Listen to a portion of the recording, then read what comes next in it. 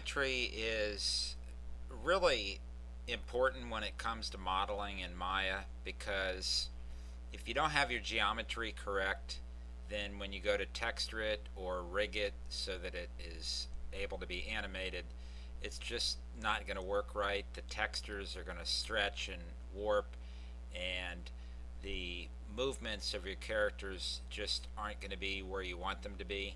So what we want to do when we model is look for quad-based geometry, which is four-sided geometry. Whatever I feel like I want to say. And usually that's a good rule of thumb. Most of the time when I model, I get everything from the Create Polygon Primitives menu, and that way I can be reasonably assured that my geometry is looking good to start with. Sweet.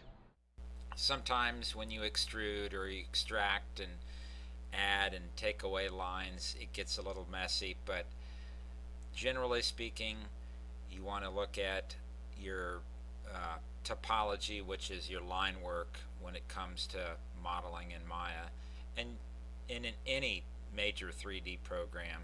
3ds Max works the same way. Maybe I did, maybe I didn't.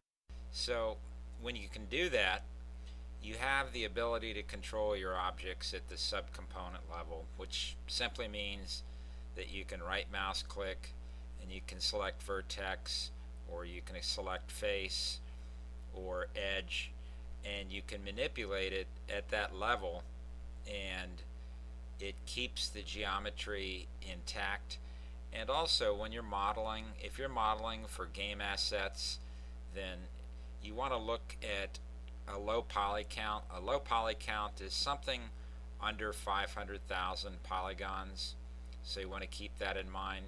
It's sort of a fine line, because the more you subdivide your objects, the more quality you're going to get, the smoother it's going to get, the nicer it's going to render, but the slower it's going to be if it's going to be in a game environment or in animation for that matter.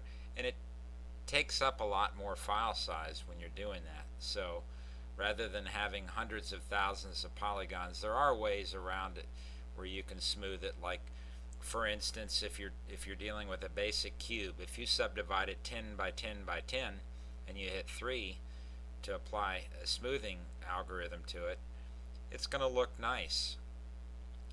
Okay, 0 for effort, 0 for style, 0 for star quality, and you know what? I'm being generous.